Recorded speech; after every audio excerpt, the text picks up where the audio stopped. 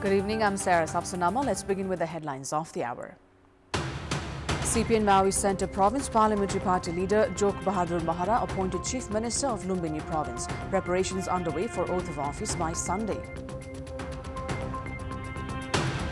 Situation yet to grow normal despite the prohibitory order imposed by local administration in Harinagar and Dewanganj of Sunsari. Local residents continue protests. Israel says it has approved the reopening of the Erez crossing into northern Gaza and the temporary use of Ashdod port in southern Israel following U.S. demands to increase humanitarian aid supplies into Gaza. And Nepal men's national cricket team suffer a 37-run defeat against Baroda in the SMS Friendship Cup 2020 tournament to take on Gujarat in Sunday's final despite today's loss. Jok Bahadur Mahara of CPN Maui Centre has been appointed the Chief Minister of Lumbini Province. Province Governor Amik Sherchan appointed CPN Maui Centre's Provincial Parliamentary Party leader Mahara as the Chief Minister as provisioned by Article 168 of the Constitution of Nepal 2015. Prior to this, former Chief Minister Dilip Chaudhary of Nepali Congress had furnished his resignation on Thursday. Newly appointed Chief Minister Mahara has made preparations to form a mini cabinet by Sunday and take the oath of office and secrecy.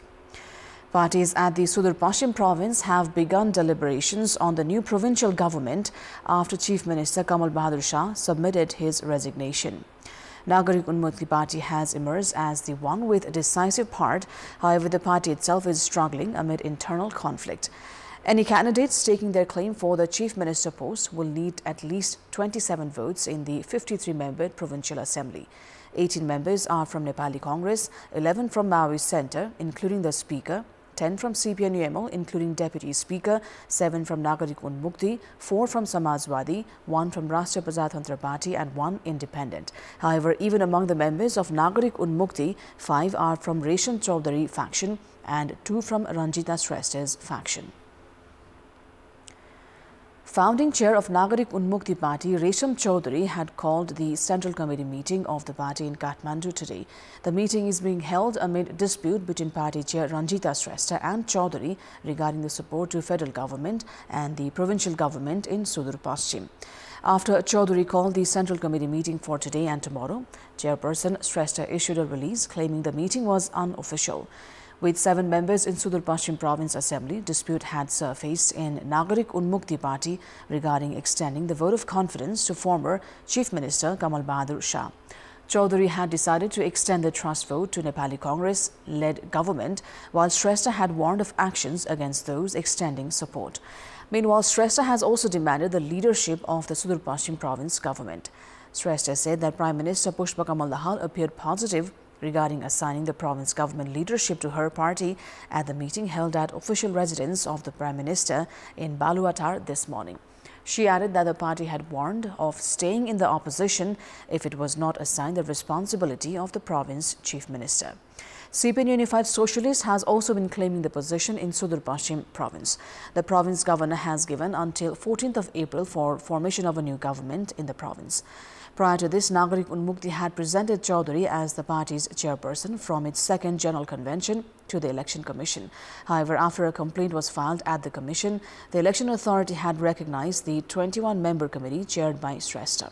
Despite the commission recognizing Shrestha as the chairperson, Chaudhary has been holding meetings and assemblies claiming to be the party's head. Former Maoist commander Kali Bahadur Khan Magar, arrested after 15 years of murder of Ram Hari Shrestha, a business person of Koteshwar, Kathmandu, has been sent to judicial custody by the Chitwan District Court. Bench of District Judge Dayaram Dhakal has sent Magar to judicial custody. Saying his involvement in the murder could not be immediately proven, the court has sent him to custody. Following the court's order, spouse of deceased Shrestha, Ramila Shrestha, shared that some justice was being served. Her son Roman, who returned Nepal from London after finding out about Khan's arrest, said that there was now hope for justice. Ram Hari Shrestha was abducted from his home and was murdered on 8th of May 2008. Despite the prohibitory order imposed by the local administration in Harinagar Rural Municipality and Dewanganj Rural Municipality, Ward number 1 and 7 in Sunsari, situation is yet to become normal. Bazar of Harinagar has remained tense since early morning today. The local residents have continued their protests despite a prohibitory order being imposed in all wards of Harinagar Rural Municipality and Ward number 1 and 7 of Dewanganj from 12 noon until further notice. Police have fired bullets during the protests while 2 protesters have been injured. It has been learned that the police was compelled to fire bullets after the protesters had pelted stones on the security personnel. According to District Administration Office Sunsari, 16 police personnel and 7 protesters were injured in the protest. They are undergoing treatment at different hospitals in Biratnagar. Dispute had intensified between 2 communities after a scuffle broke out at Balkrishna Secondary School of Harinagar Rural Municipality, Ward number 1, during the secondary education examination yesterday. Local resident Jiwan Mehta was attacked yesterday evening, after which the clash erupted further.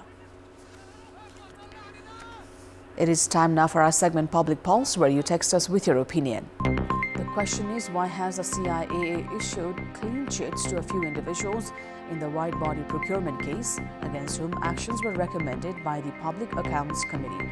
Your options are A. Abuse of authority, B. Inadequate evidence, and C. No involvement.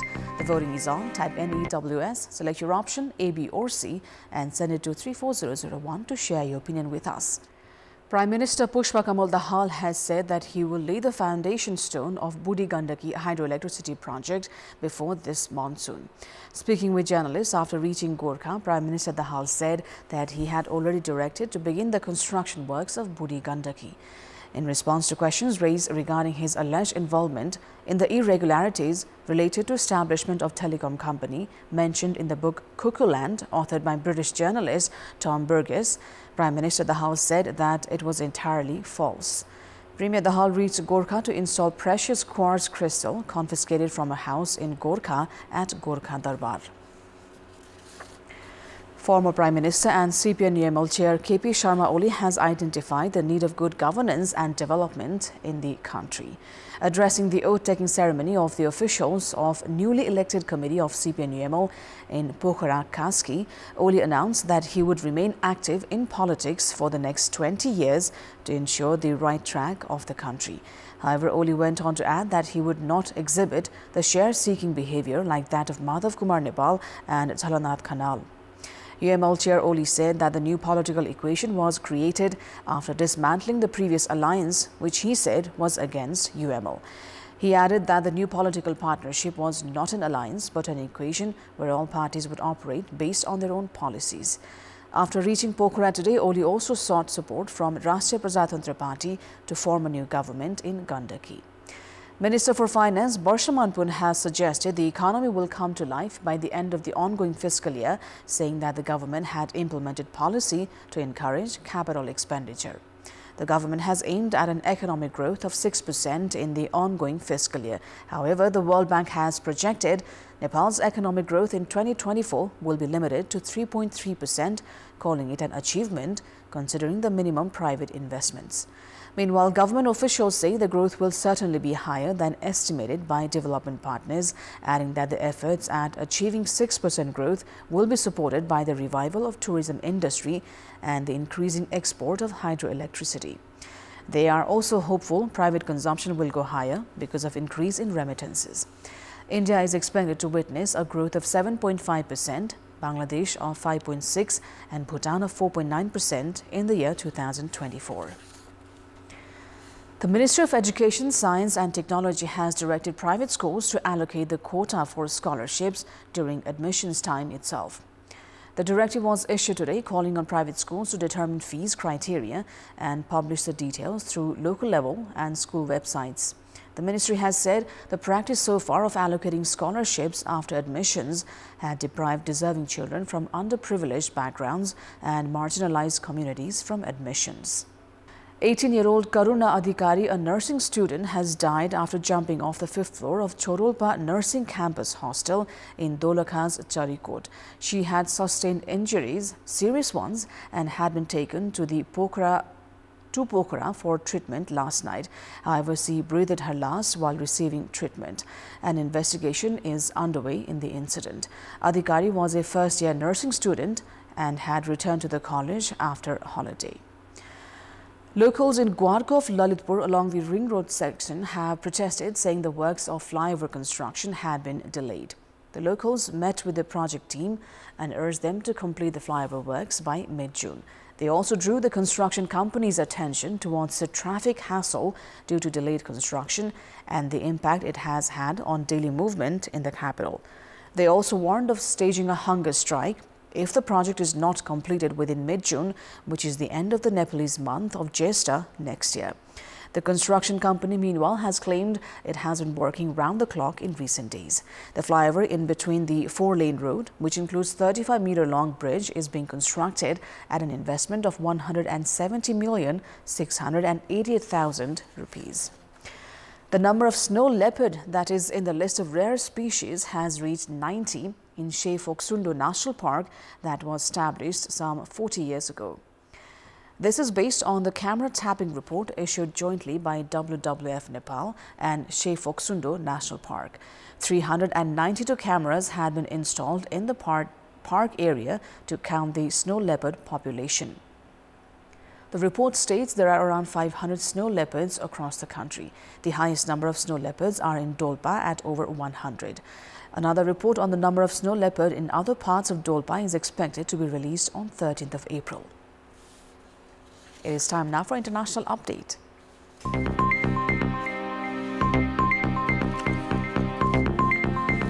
Israel has said it has approved the reopening of the Erez crossing into northern Gaza and the temporary use of Ashdod port in southern Israel following U.S. demands to increase humanitarian aid supplies into Gaza. During a call with Israeli Prime Minister Benjamin Netanyahu, U.S. President Joe Biden demanded specific concrete steps to alleviate the humanitarian crisis in Gaza, saying conditions could be placed on U.S. aid if Israel did not respond. The growing pressure on Israel came after the killing of 7 aid workers in an Israeli strike on Monday night, which triggered global outrage at the continuing problems with aid deliveries into the besieged enclave. A meeting of the Security Cabinet late on Thursday approved immediate steps to increase humanitarian aid to the civilian population in the Gaza Strip. The decision to reopen the Erez crossing, the main crossing point from Israel into northern Gaza before the war, represented a major shift after Israeli officials previously rejected calls for more entry points into Gaza to be opened up.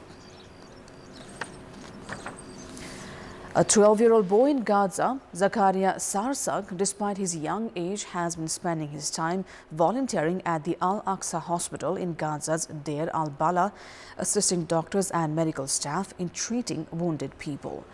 The Palestinian boy, displaced from Gaza City with his family, said he rides with rescuers and paramedics in ambulances to bring casualties from attacks in the Strip and helps taking martyrs to the morgue as well. ونركب كالينات وفك محاليل بنودي الصباط على أشعة بنجيب الصباط من الجرحى على الجسم. With Gaza in ruins, most of the 2.3 million population have been forced from their homes and now depend on aid for survival. The war was launched after a Hamas-led attack in which more than 250 hostages were seized and some 1,139 people killed by Israeli tallies in the worst single-day loss of life in Israel's history. The campaign has been the bloodiest ever for the Palestinians, with more than 33,000 killed so far, according to Gaza health authorities. Turkish authorities have formally arrested 2 people believed to be working for Israeli intelligence, Interior Minister Ali Yerlikaya said, and released video of the suspects under arrest. In a post on social media platform X, Yerlikaya said police had captured 8 people believed to be collecting and selling information to Mossad about targeted individuals and companies in Turkey. Of those, 2 have been arrested and 6 others were released on parole. Since January, Turkish authorities have captured, detained or arrested dozens suspected of having ties to Israel's Mossad intelligence agency. Last month, they arrested 6 people charged with spying for Mossad. A Turkish security official said the raids carried out in Istanbul targeted a Turkish private detective and his wife, who were believed to have been involved with Mossad from 2011 to 2020. South Korean President Yun Sool has cast his ballot today in early voting for the parliamentary election next week. Yun voted in the southern port city of Busan, where he was expected to attend a business event. He had encouraged people to go to the polls for next Wednesday, which is April 10th elections, saying it is not only a citizen's right but also their responsibility. Stakes are high for Yun as his People Power Party is aiming to win a majority in the single-chamber 300-seat assembly, though polls show the elections too close to call. A failure could undercut Yun's key initiatives to boost the economy, fiscal health and birth rates, as well as to bolster trilateral security cooperation with the US and Japan.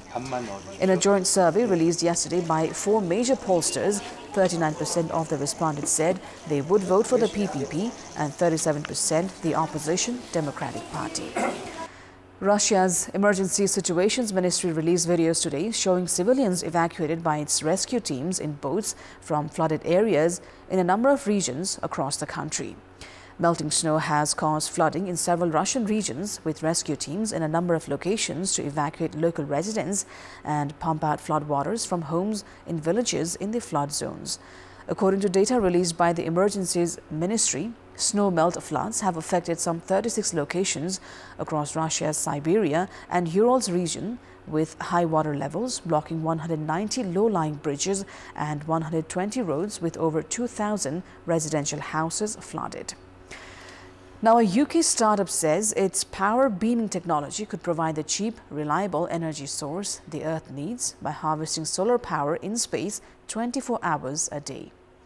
The concept requires solar panels similar to those used on Earth, but in orbit, to turn sunlight into electricity, which is then converted into microwaves to be beamed from space to an Earth station connected to local grid.